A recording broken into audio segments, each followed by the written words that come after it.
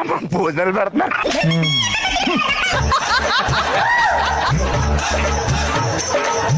నించోండి ఇది మనం జాతకాలు జ్యోతిషం అని చెప్తుంటాం మనం. అమ్మ జాతకాలు చెప్తారండి మీరు.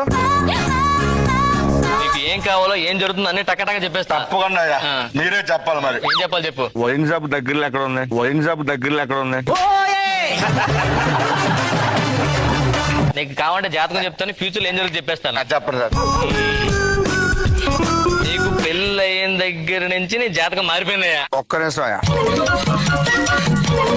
బాబు సార్ నీకు ధనరేఖ ఆయుష్ రేఖ రెండు తక్కువ ఉన్నాయి. మందరున్నాయి పెడదాం.